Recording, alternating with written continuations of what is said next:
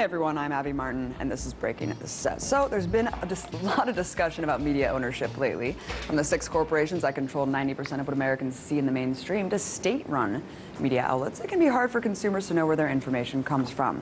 But on the flip side, there are some sources that are embarrassingly blatant.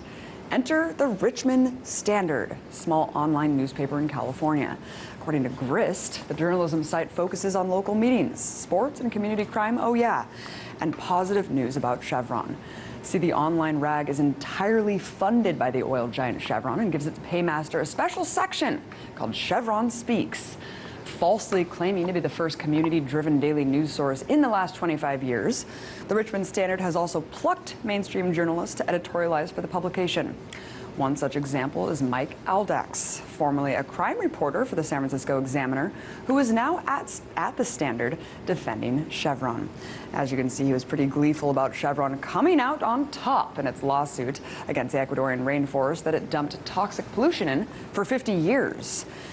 In 2012, another Chevron refinery exploded in Richmond as the result of decades of criminal negligence. So it's no wonder why the only good PR about the company is coming from itself. Now let's break the set.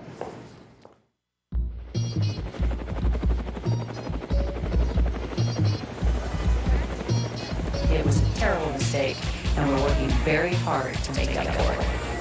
And once again, we put something on the air. It's a flat-out lie. Have you ever had sex with Governor Rick Perry? No, wait. Do not answer that.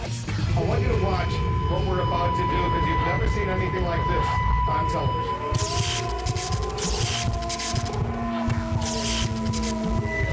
What we need is to question more and to keep it uncensored, real and raw. My simple mission is to change the globe. I'ma do it with this passion and fire untold. These words are hard hitting, you're watching your neck, but you need to tune in because we're breaking the set. Breaking the set. Breaking the set. In a time where government surveillance and online spying are par for the course, it's no surprise that some Americans want to opt for a more private lifestyle, away from the tech-driven habits of modern consumerism. Going off the grid is a growing trend among people who want to limit their carbon footprint and don't want to be indebted to oil, water, and gas companies. And while it's a nearly impossible feat to estimate the exact number of Americans currently living this alternative lifestyle, according to a 2006 study by Home Power magazine, some 180,000 families live off-grid, a figure that has jumped 33% every year for a decade. And you know, it doesn't seem like that would pose much of a threat. After all, thousands of homes supplying their own power puts less strain on the existing power grid. However, we can't have someone living outside the matrix, which is why there is a concerted effort to crack down on this type of sustainable living. Which is exactly what happened last year at the Garden of Eden community in Arlington, Texas, which was raided by SWAT officers. And while the community wasn't shut down permanently, the police raid signaled that state opposition to an off-the-grid lifestyle is very real. This has also been the case for Robin Sparonis, a Florida woman who redesigned her house to be fully self-sustaining, collecting rainwater and using solar power to run her appliances. But this didn't sit too well with city officials in Cape Coral, Florida, who took Robin to court, demanding that she be hooked up to the city's electrical and sewer services. What's worse is that the judge in this case, Harold Eskin, recently ruled that Sparonis is, in fact, required by law to hook up to the city's water system. In other words, she was found guilty of not choosing to be dependent on corporations for the basic services she was already providing for herself. Makes perfect sense. But Sparonis is only one of many of these types of cases occurring all over the country. And it's no surprise considering the growing trend of people wanting to escape modern society. In Oregon, 65-year-old Gary Harrington was actually sentenced to 30 days in jail and fined $1,500 for simply collecting rainwater. City officials cited a 1920s law that gave the county full ownership of runoff water, landing him with 9 misdemeanor charges because apparently you need a license to own rain. Here he is standing in front of one of the illegal ponds on his property.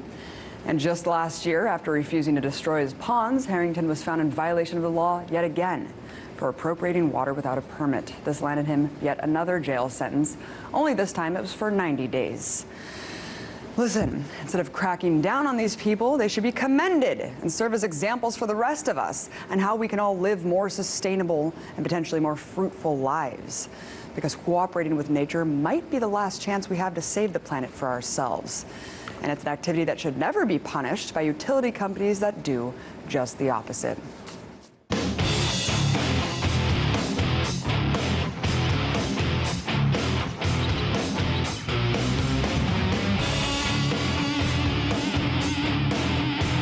Those paying attention to the overwhelming amount of negativity in the world know how debilitating it can be to simply be an aware, conscious, and critical thinking citizen.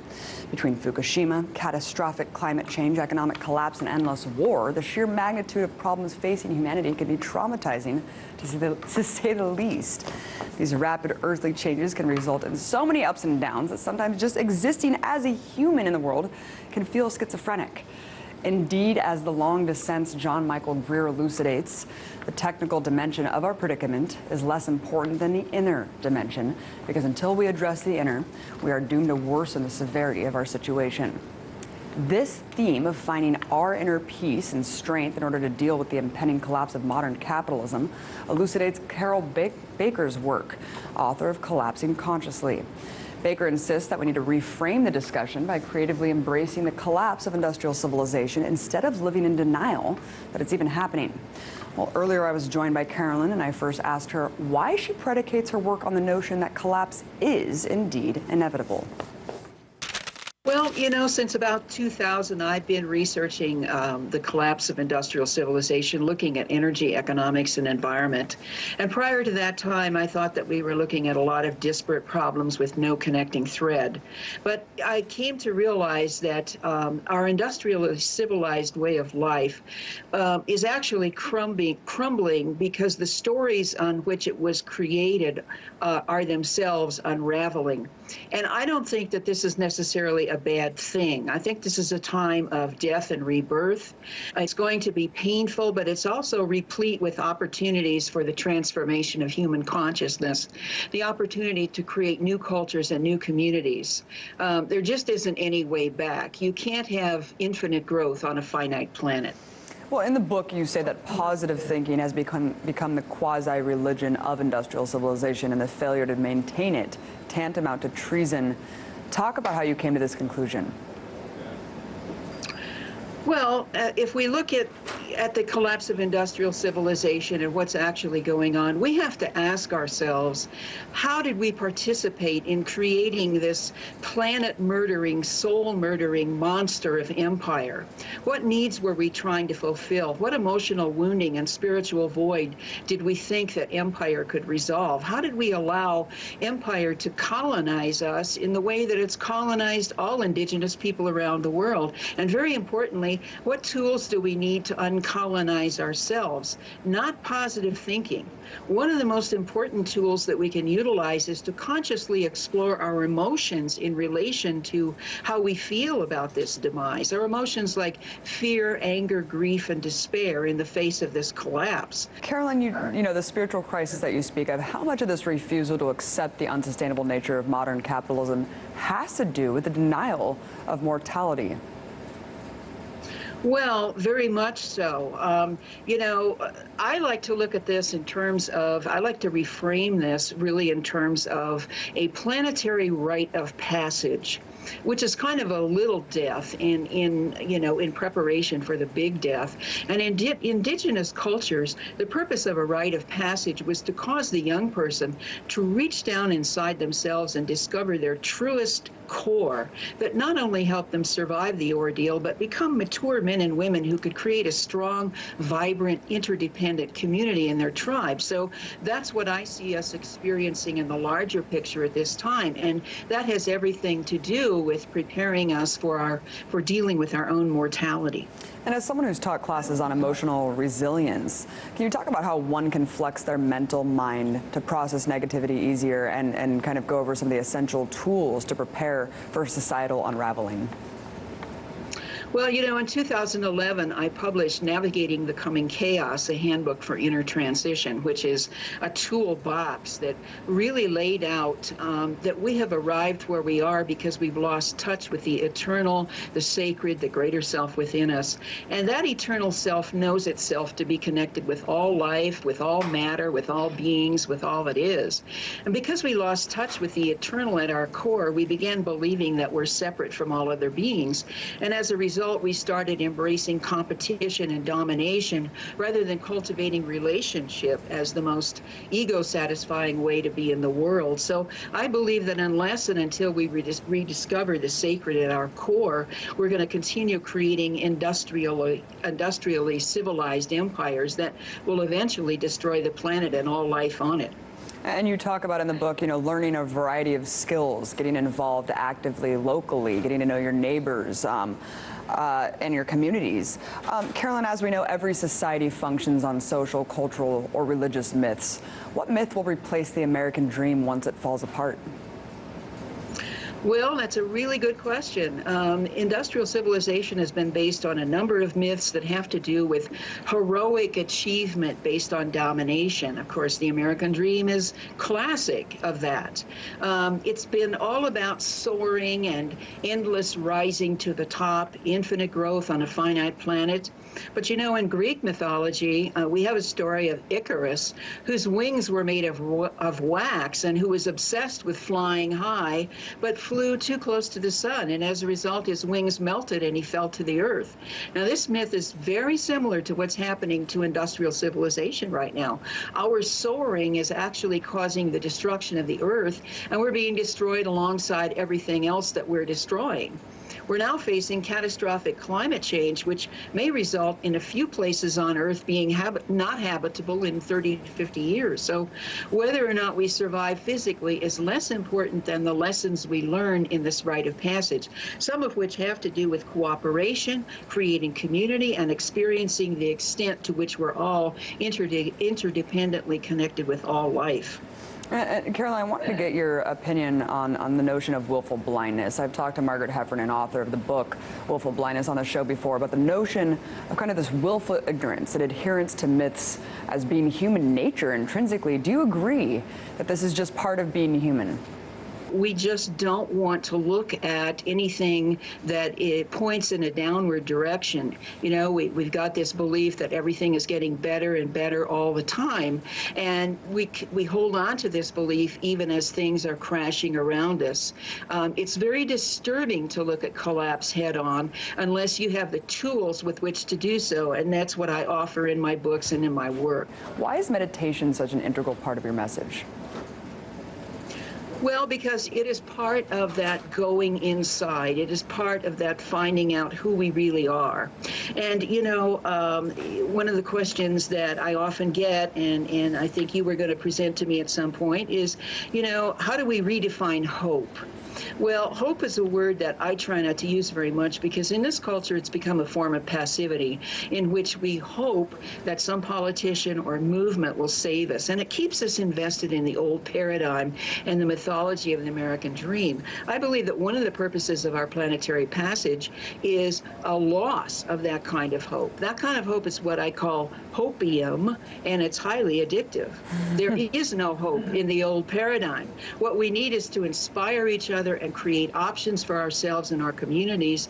In addition, we should be using every opportunity to create joy and beauty in our lives at the same time that we're looking at collapse head on. Thank you so much for this stark yet lucid analysis. Carolyn Baker, author of Collapsing Consciously. Thank you, Abby. Coming up, I'll talk about the two major Supreme Court cases that could set back women's rights for decades.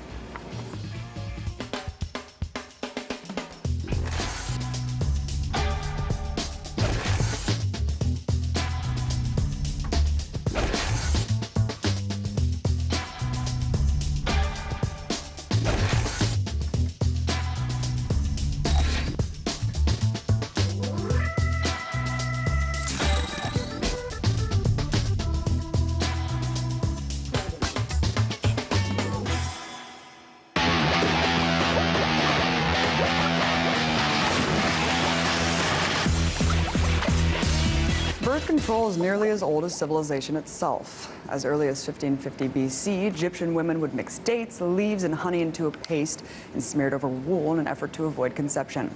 Of course, we've come a long way since then, and now have many safe, effective, and reliable ways for women to prevent unplanned pregnancies. From condoms to IUDs to the pill, today American women depend on these methods to ensure that they can fully protect their bodies and have a choice when it comes to the serious decision of having a child. Of course, it was far from easy to get to this point. When Margaret Sanger opened America's first family planning clinic in Brooklyn in 1916, it was shut down just 10 days later. Sanger would go on to found the precursor organization to Planned Parenthood, but it wasn't until 1938 that a federal judge lifted the obscenity ban on contraception. But even then, birth control measures remained illegal in almost every state, and it wasn't until 1965 that the Supreme Court struck down multiple state laws prohibiting the use of contraception for married couples. Today, birth control is as effective as ever, and is a primary reason why less and less women are having abortions in this country. In fact, a study released last month by the Guttmacher Institute showed that today's abortion rate is at its lowest point since 1973. And in 2011, there were fewer than 17 abortions for every 1,000 women. And today, birth control remains more acceptable than ever. In fact, polls from 2012 and 2013 by the National Campaign to Prevent Teen and Unplanned Pregnancy showed that at least 70% of Americans demand that birth control be made free and easily accessible. This is why a pair of cases heard before the Supreme Court earlier today are so important and could potentially reverse the decades of progress women have made in this arena. The two cases, Sebelius v. Hobby Lobby and Sebelius v. Conestoga Woods, involve the Affordable Care Act's mandate that employers must cover all forms of birth control free of charge. The two plaintiffs involved in these cases argue that they shouldn't have to provide their employees contraceptives like the Plan B pill, otherwise known as the morning after pill, or IUDs. These two businesses are run by evangelical Christian families and claim that they are exempt from coverage because of a 1993 law called the Religious Freedom Restoration Act, which states that, quote, "The government shall not substantially burden a person's exercise of religion, even if the burden results from a rule of general applicability." Interesting that once again, corporations are relying on a law that covers people and applying it to themselves. Take a listen to what one activist said about this notion outside of the Supreme Court today. I just want to make sure that corporations are treated as corporations and not as people, so that everyone's religious liberty and religious freedom is defended, regardless of your religion and regardless of your form of birth control. Yes, once again, corporate personhood is rearing its ugly head. Perhaps most disturbing is the larger precedent this case might set if the Supreme Court rules in favor of the plaintiffs. As women's rights activist Sandra Fluke writes, corporations are not people. Corporations cannot have religious views. If religious rights are extended to corporations, it puts us on a slippery slope where any private company could argue that religious beliefs prevent it from offering vital employee protections. Indeed, if private corporations are allowed to exclude birth control from their health care coverage, then they could also claim exemptions for vaccines or prescription drugs of any kind due to religion. Unfortunately, according to some reports, many of the justices appeared hostile toward the Obama administration's arguments for the birth control law, including Justice Anthony Kennedy, who's often the swing vote in the deeply partisan court. So, for now, we can only hope that we don't regress in the fight to control our own bodies, and that this court asserts once and for all that birth control is not a privilege, but a right. Yeah, I take no prisoners, you call it aggressive, but all I see is lies coming out in your message. What can you say? In January 2011, the FBI filed a criminal complaint against an American internet hacker named Andrew Ornheimer, better known as his online pseudonym Weev. The charge was related to Weev exposing a flaw within an AT&T public server, which led to the scraping of data to some 114,000 iPad users. But instead of being lauded for exposing the security flaw, Weev was charged with conspiracy under the 1986 Computer Fraud and Abuse Act and was sentenced to 41 months in prison. Just last week, before facing sentencing, Weev spoke to supporters denouncing the charges against him. And I look at all of this, and I'm saying, I'm going to prison for arithmetic. I added 1 to a fucking number on a public web server, and I aggregated this data and I gave it to a fucking journalist at that man's publication. And this is why I am going to prison, is arithmetic. Weev's defense attorneys, however, have made a motion to appeal the sentence and could very well have the charges dropped. So join me now to discuss the case more closely. I'm joined by lead trial counsel for Weev, Tor Eklund, and journalist and radio host Nicole Powers. Thanks so much, both of you, for coming on. Thanks for having us. So, Nicole, let's start with you. I'd like to start from the beginning. We heard a short clip of Weev saying that he was sent to prison for arithmetic. Can you explain in simple terms what it was that he allegedly did that upset the government so much?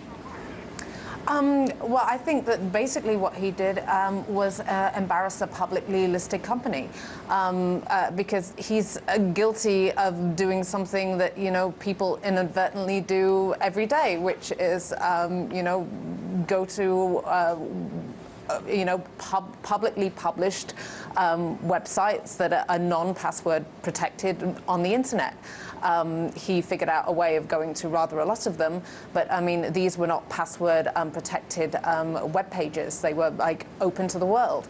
And the government is trying to say after the fact that this constitutes a protected computer. And, you know, I don't know how they can say this constitutes a violation and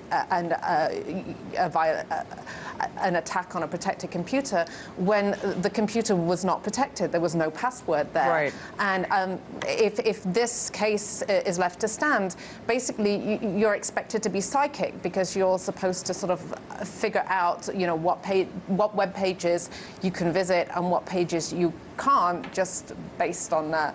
Yeah, well, what's even more interesting is that AT&T wasn't even looking to push for the case, and the government stepped in and made this a federal issue pursuing felony charges. Tor, I want to move to you to expand on the rather peculiar way that the appeal to Weev's sentence might be honored, because the prosecution has tried him in an unwarranted jurisdiction. Can you break down this in simple terms for us?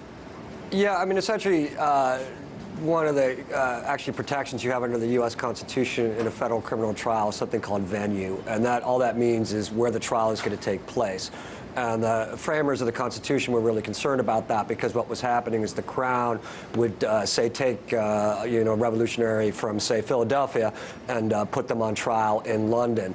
And what's happening with a lot of these internet cases is, you know, the alleged hack will say happened in California, and they'll be dragging the hacker into like a very conservative judicial district like the Eastern District of Virginia. In this case, what's really interesting about it is that it was prosecuted in New Jersey, but nothing actually happened in New Jersey. The servers weren't in New Jersey. AT&T actually wasn't located in New Jersey. No electronic traffic went through New Jersey. So there's this whole question is, well, what are we doing in New Jersey? And if the government's theory of venue is right, they'll be able to prosecute these types of computer crimes anywhere in the United States. I mean, one of the questions that one of the judges asked, you know, on the appellate panel was like, why aren't we in Hawaii right now? Why aren't we in Alaska? You know? Yeah, I mean, that makes no sense at all. It's very interesting. You know, Nicole, reading some of the language used by prosecutors before Andrew was sentenced, it really seemed like a character assassination. Can you elaborate a little bit on the way the prosecution has been trying to portray Weev? Well, you know, Weev is a very controversial character. I mean, he's a troll, so you know, he says a lot of very sort of controversial and trollish things. But you know, that is, you know, free speech protected under the First Amendment, and you know, you can't sort of prosecute people for, you know, saying not very nice things. You know, one of the things that, one of the pieces of evidence that the prosecution brought into court was actually evidence from the Encyclopedia Dramatica, which is a parody website. And so they took parody, evidence from a parody website and took that as serious character evidence and use that against Weev. And I mean, essentially, if Weev wasn't such a troll, this prosecution wouldn't have happened, because what he did, millions of people do every day. This is, in my opinion, just purely a political prosecution. And toward just today, Weev's defense team had filed another briefing which states that, quote, acquittal is the only just remedy here. Arnheimer is presently incarcerated and already has spent over 1 year in prison for conduct that is not even a crime. It would be outrageous if another prosecutor could try the same unwarranted charges elsewhere. I know that you just mentioned that people do this every day, but speak exactly why it would be outrageous for anyone else to be prosecuted in the exact same way as Weev, maybe for the average savvy internet user. Well, because basically the issue at question here is no different than entering a random search into a web browser. All they did was basically they wrote a script that counted off numbers. That's why he was saying, I'm going to jail for arithmetic. And those numbers would query AT&T's non-password protected, publicly facing servers. And if they got a number that matched the customer's number, that the server would publish an email address, and then in that same login window, it would have a space for entering the password. So they never actually hacked a password or anything. And what's so problematic about that is that's what all sorts of companies do every day. That's basically what Google does with its bots crawling the internet. I mean, if this interpretation of the Computer Fraud Abuse Act is correct, it really means that millions of people are potentially committing computer felonies every day. Now, is the DOJ going to prosecute everybody for computer felonies every day? No, they're not. But what it gives them the power to do is to arbitrarily prosecute the people that they don't like and say that something is a computer crime after the fact, and that's very, very dangerous. Sure, yeah. I mean, the implications are huge for just average internet users. I mean, it's a really broad interpretation. Tor, I wanted to ask you really quickly to wrap it up about a tweet you sent out last week during Weev's appeal, where you wrote, quote, "The FBI just visited our office. Sorry, guys, I'm in Philly. Give you a ring when I get back." I mean, if the appeal to Weev's sentence is being heard in court, why is the FBI investigating your office? Well, because he's been treated horribly in prison, and they've actually been intercepting my attorney-client mail with him. They've been opening it illegally. They've been withholding it illegally. And he writes things in these letters to intentionally troll anybody who might be reading it. I'm not going to say what he actually wrote because it's privileged, but let's just say I had coffee with the FBI's Joint Terrorism Task Force in New York City today. They seemed very concerned over, one of his comments, which was basically, a troll.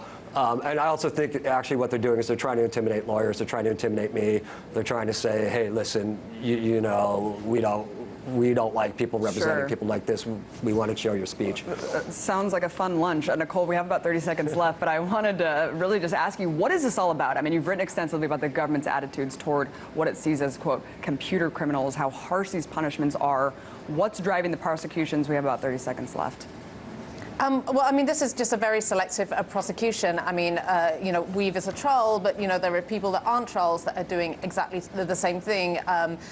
Researchers, if you run a sort of a travel website, you slurp up price data so that then you can sort of publish your own competitive prices. That's exactly the same thing that, Weev and... It does seem like setting examples, you guys. Thank you so much for coming on, breaking it down. Tor, Nicole, really appreciate your time. Thank you. Thank you. That's our show, you guys. Join me again tomorrow when I break the set all over again. It's about Chevron. See, the online rag is entirely funded by the oil giant Chevron and gives its paymaster a special section called Chevron Speaks. Falsely claiming to be the first community-driven daily news source in the last 25 years, the Richmond Standard has also plucked mainstream journalists to editorialize for the publication. One such example is Mike Aldax, formerly a crime reporter for the San Francisco Examiner, who is now at the Standard defending Chevron. As you can see, he was pretty gleeful about Chevron coming out on top in its lawsuit against the Ecuadorian rainforest that it dumped toxic pollution in for 50 years. In 2012, another Chevron refinery exploded in Richmond as the result of decades of criminal negligence. So it's no wonder why the only good PR about the company is coming from itself. Now let's break the set.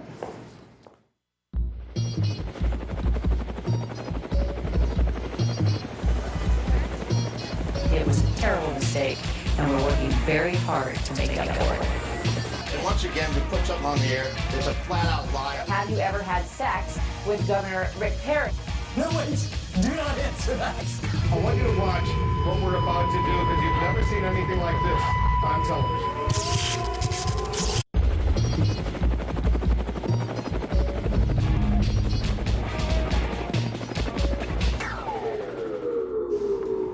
Hey everyone, I'm Abby Martin, and this is Breaking It Says. So there's been a lot of discussion about media ownership lately, from the 6 corporations that control 90% of what Americans see in the mainstream to state-run media outlets. It can be hard for consumers to know where their information comes from.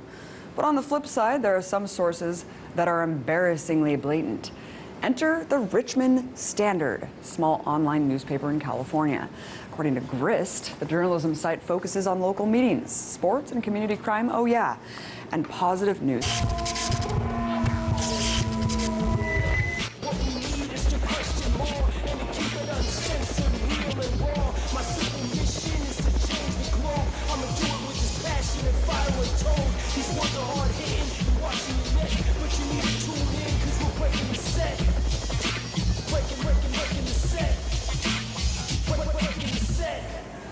In a time where government surveillance and online spying are par for the course, it's no surprise that some Americans want to opt for a more private lifestyle, away from the tech-driven habits of modern consumerism.